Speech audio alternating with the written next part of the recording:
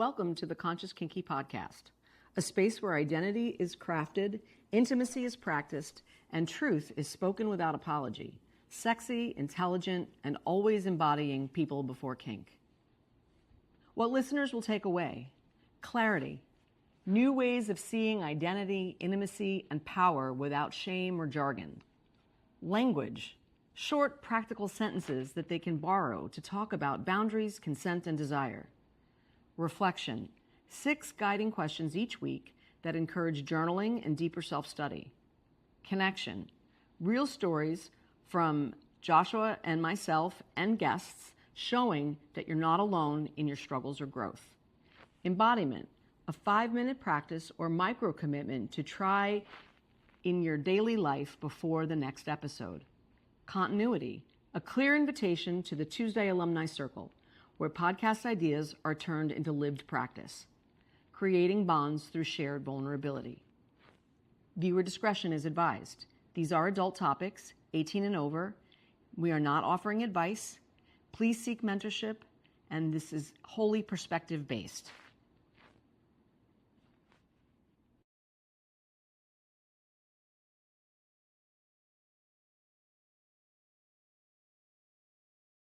Everyone, my name is Joshua, and I would love to introduce you to someone very special to me. Let me tell you a little bit about her first. Her background is in hospitality counseling and business. It gives her the rare ability to hold both the heart and structure of our work. As CEO of the Kink Collective, she builds containers where honesty, integrity, and consent aren't just words, they're culture. She's the architect of safety in every space she enters. Kat embodies integration, blending intellect with emotion, discipline, and softness. Kat, thank you for sitting with me today. She didn't know I was going to say all that. I think a lot about the strength and the structure that you brought to the Kink Collective, but not everyone sees the heart behind it. Not everyone understands how you got us here, how you evolved through this process, and what this all means to you. So today's about letting people get to know you, get to learn you, who you are, what shaped you, and why creating safe space is important for you and why it matters so deeply.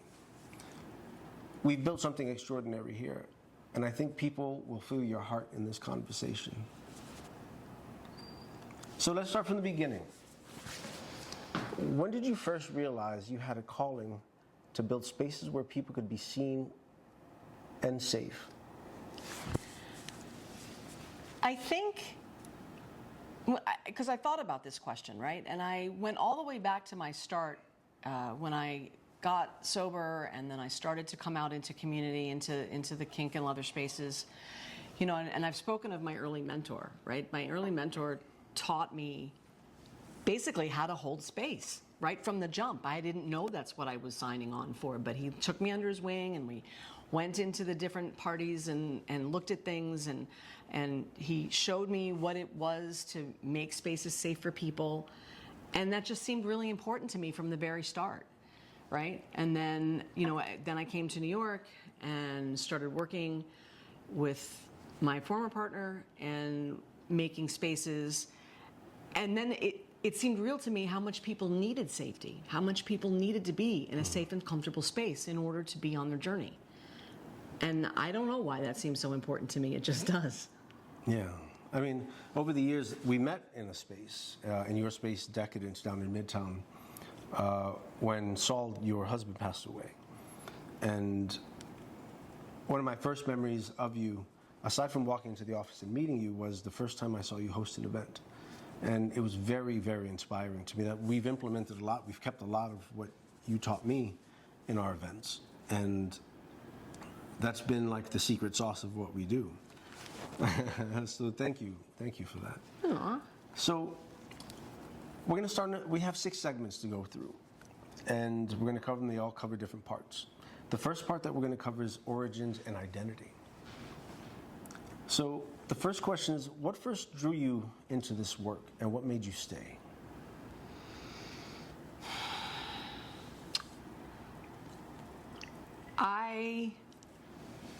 My hospitality background is central to who I am as a host. I'm a host. That's what I do. Whether I'm a server at the restaurant where you come to dine, and all I'm doing is waiting on your table, I'm hosting your table, your family for dinner, all the way through to ultimately owning, event spaces and hosting events for people to come. It just seems like who I am. It just seems part of who I do. And part of it is that I'm good at it, right? I don't know anybody that doesn't like to do something that they're good at. And I really like the response that I get from people when they've had a good time, when the time that they intended to have from start to finish was as good, if not better, than they had hoped. And they leave feeling good about it, and they leave feeling like they can't wait to come and do it again. I feel a great sense of accomplishment. And so that's what's kept me coming back. That's what's made me stay. Thank you. Thank you. So we've done this for about 7 years now. And through this process of developing ourselves and trying to learn and explain the work what we do, we wear many hats. So I want to dial it down to 3. What 3 identities do you lead with? And how do they show up in your leadership? I know that I lead as a facilitator / educator.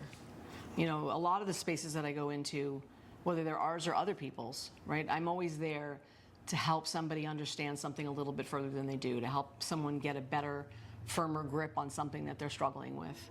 And I lead with that. The other thing I lead with is Mama Bear. Mama Bear is the personal flip side to the manager. And in either case, that's me making sure everybody has what they need. Right? Like that's the host part. When we have people over and I endeavor to feed everybody, right? Feeding everybody is a way that I care for people. It's my Mama Bear is a care for you, make sure you're okay, make sure you have everything you need. Whether that's you guys having what you need in the work that we do together, that you have what you need from me to be able to be successful in what you do, or making sure you just have warm food in your belly when you need warm food. And then a third one. I'm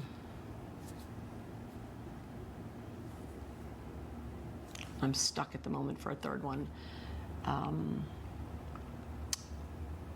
But those 2 for sure. Yeah, one that sticks out to me is mentor. That you're always willing to sit with someone and walk with them. Yeah, and then I do that in my recovery work. I do that in personal work. I do that anywhere. Sit with people. Yeah. Coach, cheerleader, mentor. Yeah, that. Our philosophy at Kink Collective's People Before Kink, the way we've defined it is you're more than just what you're into. What does People Before Kink mean in your voice? We've been using these words for a lot of years, right? It really does mean who you are comes before what you do. Who you are as a person comes before a title. A perfect example, I was just on a call with a coach, and she has a way of defaulting into this hat she puts on, her coach hat. And she greeted me with her coach hat. Tell me some wins. My whole body went, what? I was like, how about we start with hi, how are you? I basically had to break down People Before Kink for her so that she understood what it would take for me to connect with her. I said, I need to connect with you as a person first. I'm not just trying to connect with you as this coach person. It's like not even real to me. I would much rather get to where we're going by how are you doing? Who are you? What's going on for you? What's real for you right this minute? Yeah. That has nothing to do with roles. It has nothing to do with responsibilities. It has nothing to do with what you're looking for, what you're trying to do, right? I was much more interested for her to tell me how the weather was in Hawaii right now than I was for her to get into the role of cheerleader to get me to give her some wins so we could get me into a good state. I'm like, we'll get to that. But how about we start with we're people first? That's legit. I wish I would have heard that one. So I think what we're doing is a big deal in many ways. When you started this journey, did you imagine it would evolve into an entire movement? I don't know if I knew where it would go. For a long time, I've been in survival mode, right? Kink Collective came because we needed to pivot, right? And, we moved when decadence ended, and we made changes because we had to pivot. But now, when we go places and people are like, we know you and we follow you and we have been on your site and we've taken your classes and we're meeting people in Scranton, Pennsylvania that met us in upstate New York, and no, I don't know that I counted on it. I don't know that I did. Yeah, it always amazes me, the validation that I get to witness for you and experience for myself. Yeah. So let's move on to the second section. It's about building containers. What do you believe makes a container truly safe for vulnerability?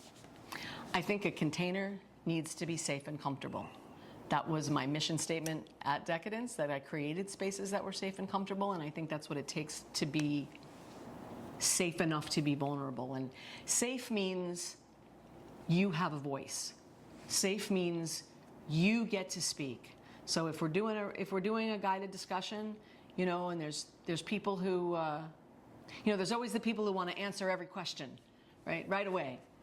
And those voices can drown out the little voices, right? It's about creating space so that everybody knows that they have a spot at the table, that they have a voice that matters, even if it means we have to be quiet for a minute to let you find your words, right? Just because you can't find your words right this second doesn't mean that the noisiest person in the room gets to answer all the questions, right? Like, that matters. And creating a space that feels that way to people makes it okay to be vulnerable. and that's why you got. How do you personally vet people before you let them close? That makes me think of Tropic Thunder when Ben Stiller goes, someone said they're close? You just watched that movie again. I did. So how do you personally vet I personally vet people by giving them rope, right? I will let people tell me what's true about them, and then I watch. Do they do what they say? Do they mean what they say? Do their actions match their words? Do they act with integrity? Do they treat, like we talk about, do they treat the people in the restaurant, the waiters in the restaurant, the same as they treat people who they want something from, right? Like, do people act with integrity? And then I make decisions. Then I put people in my solar system, right? Like, you can either be close to me or you can be further away from me, depending on how you roll in the world. Yeah.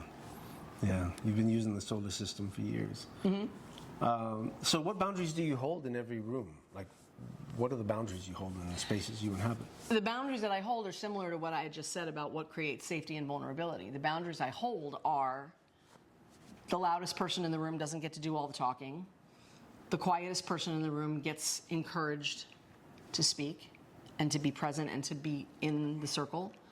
And it's like the boundaries are everybody has to behave in a way that keeps the integrity of the space and keeps everybody safe and comfortable. And I hold that by enforcing those behaviors.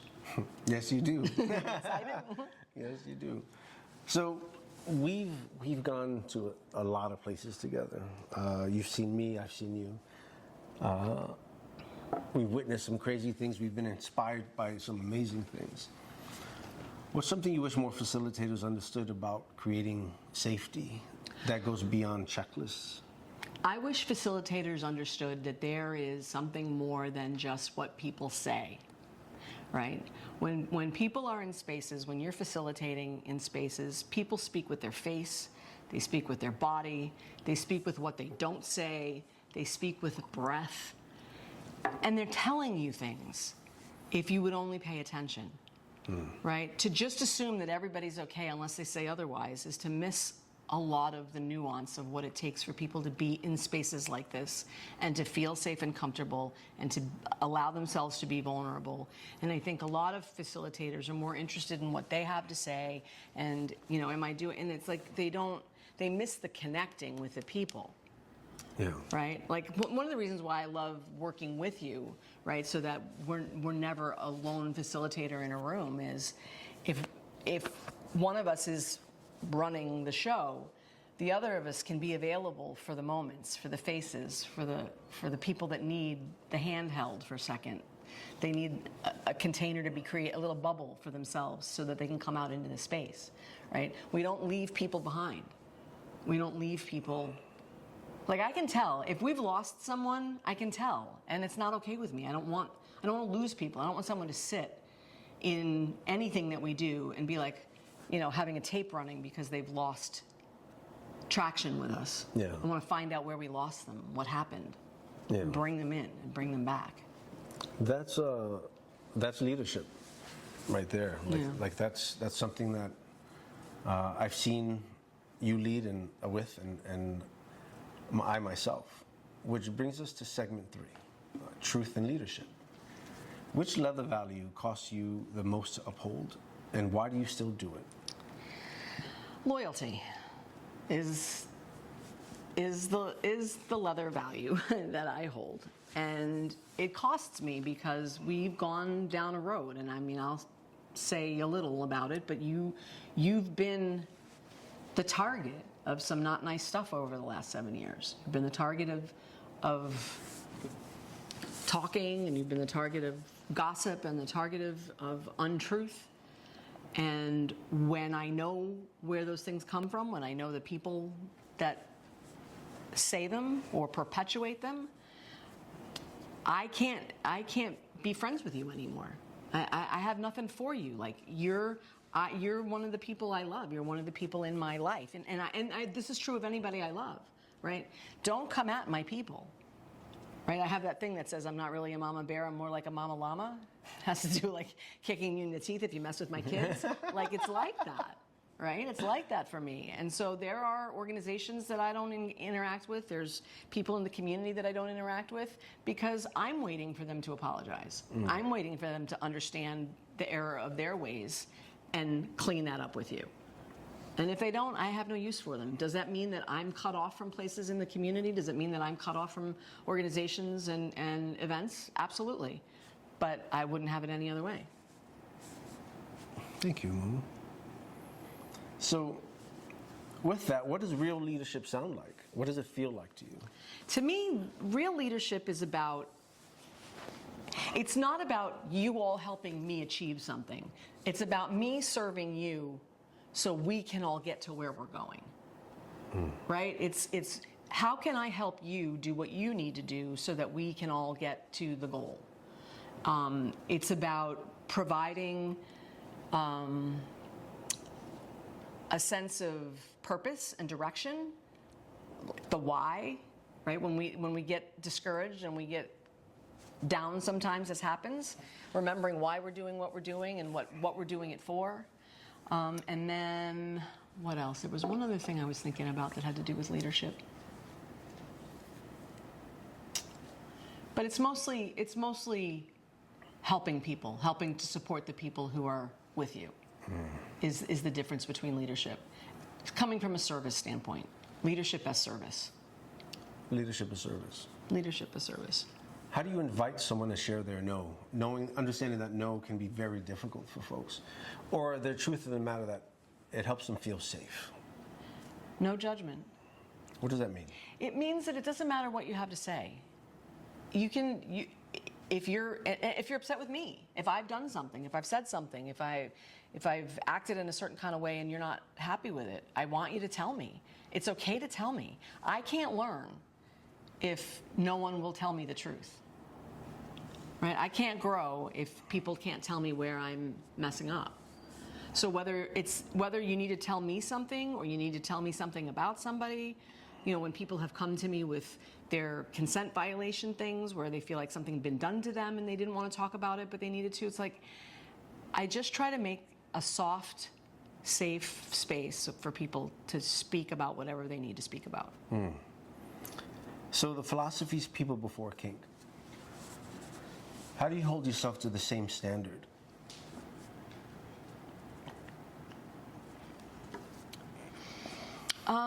That's probably the hardest for me when I'm in work mode. Because when I'm in work mode, I think of people in terms of what I need from them, what I need them to do, And so I tend to think of them in terms of their hats. I tend to think of them in terms of what they can do for me. Not all the time, but in the moment. And so I have to be really careful when I'm texting or emailing that I remember to do things like, hi, how are you doing?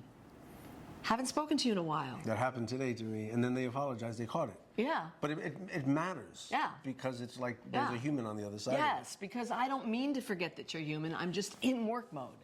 But my work mode can be a little aggressive. And so that's probably the area where I am most challenged to remember that we're people before, that we're character before credentials. Yeah, character before credentials. Yeah. Especially when I'm addressing you because I need something that's in your credential area. I just want what I want, and I don't want to have to stop and think about you as a person, and that's not fair. So, People Before Kink is a practice, right? Some people say it's a spiritual practice because of the mindfulness that you have to be aware of. Next, we're talking about spirituality and self. How do your faith or guiding beliefs shape the way you hold this work? I believe that there is a spirit in the universe. I believe that, I call it God because it's easy. I know that word ruffles some people's feathers, but I really do believe that we have that same energy. We're all given it when we get here. It's sacred.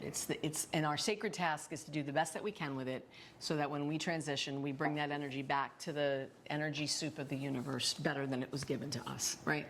That's what heaven is. That's what it means to, and hell is basically bringing the energy back worse than you found it, right? That's as far as I can get with the heaven and the hell business. But given that I think that's true, then every single person I encounter has a piece of sacred inside them. And if I can remember that and I treat you like that, our interactions will likely go better. That's fair. That's fair. Share one limiting belief you've shed in the space it opened up for you. I've had to shed the limiting belief that I have to do everything myself. I got that message early in childhood and have struggled with it for a lot of years. And because it was a default for a really long time, I have to watch against feeling like, oh, I'll just do it. I'll just do it. I'll just do it. You've been really helpful with that because you'll say things to me like, Mama, we can do those dishes. Mama, put that down. Mama, ask me to take out the trash. You don't have to, or the recycling. And so I try to remember that I don't have to do it all myself. And what that frees up is time and space inside of me to do other things. Yeah, thankfully. Yeah. What daily practice helps you regulate before having a hard conversation or a heavy class? Journaling. Journaling is something that I've done for years. I recommend it. Whenever I get verklempt about anything, I'll write in my journal and I'll just put that pen to paper and let anything come out until it all, whatever it is that's in here, comes out on the paper. Could you tell me a moment recently where you felt tested and how did you move through it?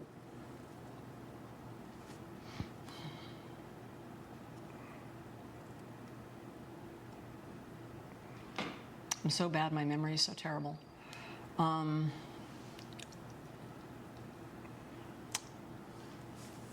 I had a recent flare-up with anxiety, and I was feeling really bad a lot of the time because of it. And I reached out to my doctor. I did some journaling. I did some praying. I made some changes. And then a friend dropped in from out of town and dropped a book in my lap that was helpful. So I just stayed open. Prayer is part of this for me too. I'll be honest. I pray. I talk to the energy that is in the universe and ask for help.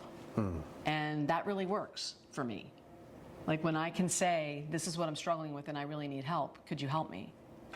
Like universe, energy, could I get some help? Help comes. Yeah. Sometimes I have to remind myself to do that though. Sometimes I think I'm all alone and I have to struggle and figure it all out myself until I remember that I don't. And that there's a God that loves me and carries me and will take care of me, and all I have to do is ask it to do that. And then I get help. That's beautiful. So, repair and growth. comes next. Part 5 is about when we make the mistakes. Tell us about a moment when you missed the mark but repaired the relationship. This is another one of those hard to come with a pinpoint for me, but my training in recovery circles has taught me to watch myself. So when I have a conversation with someone and I say something, I misspeak, or I speak too harshly, or I forget to say hi, or whatever, I can see it in someone's face. I can see it in their face. There's a look that goes over someone's face, and then there's a lurch in my stomach that says, you did it. And so then I go and I sit and I get quiet and I replay the conversation, and I usually can figure out what happened. And then I have to go back right away and say, hey, you know what? I need to say to you, that conversation we just had, that thing that I said, I'm really sorry. That was really insensitive of me. And I didn't mean it to come across the way that it did. It makes me think of when I come across something abrasive to me, like negativity or pessimism. Mm-hmm. What do you do when negativity or pessimism enter the space you're holding? Well, now that I'm more positive. That was a journey. That was a journey, and I in some ways I have to be careful because I'm a reformed pessimist, right? So now pessimism really bothers me, like a reformed smoker, right? Like that kind of thing. So I have to be careful that I'm not harsh and crazy about it, but I'm way more sensitive to it now. When people use negative language, when people couch things in terms that is like a shot in the foot before you even get out the gate, I try to say something, but I try to say it in a way that's like, how about we put that in another way? How about we couch that in other terms? Yeah. Couldn't we use some other language around that? Are we sure it's going to end bad? Do we want to be married to that outcome right from the jump? To try to point out that sometimes negative thinking isn't factual; it's just negative thinking. Yeah. So, what's the transformation you've witnessed in the alumni that reminds you of why this work matters? Oh my goodness! I was just reading a testimonial from a woman who did the 2-day intensive that we did the time before last, and she sent us a note spontaneously. Just sent us a note and said, "Hey, you know what? In the time since that, I've discovered who I am. I'm comfortable in my own skin. I'm going out into social spaces, owning who I am, and that was not the person who came to you before that weekend. And I can't tell you how good I feel about that and how great that is for me. I could do that all day." How about leadership? For someone new to leadership, what would be some advice you'd give about owning mistakes gracefully? Yeah. No matter how good you think your idea is, you need to be open to the idea that it's not the best idea, right? Like, be open to the best idea, regardless of whose it is. Or be open to whatever is in the greatest good, and just be part of the team, right? And understand that that's all that is. And if someone has a better idea than you, it's no shame on you that someone had a better idea. It's like, yay, celebrate that we had a better ideas on the table now, and let's do that. Yeah, that absolutely helps. So, in our closing segment, what's some advice you would give someone who's nervous about stepping into their first kink or leather community space? I would say, and this probably isn't the last time I'll say it, seek out educational spaces to start. Seek out spaces where people are teaching classes, people are hosting munches, a munch being a social setting in a vanilla environment where you can get to meet other kinky people in the safety of a restaurant or whatever. Go where it's going to be safest. Go where the bar is low in terms of what's expected of you. And remember that nothing's ever expected of you, regardless of what you might think. When you go into an environment, all you have to do is show up and be. Watch, listen, ask questions. Don't be in a big hurry to jump into the deep end of the pool. Wait and get a sense of what's happening and get a sense of who you are in it all before you jump in. Nice. What's one thing you want listeners to remember about you after this episode? I don't know, that I'm just a person. Taking my answer. I'm just a human, right? And I'm approachable, right? Sometimes I get feedback that says that I'm not approachable, and I don't know if it's that I do that resting bitch face thing or whatever, but talk to me. Email me, write me, hit me up start a conversation. I love to chat with people. If you could leave a legacy sentence for this work, what would it be?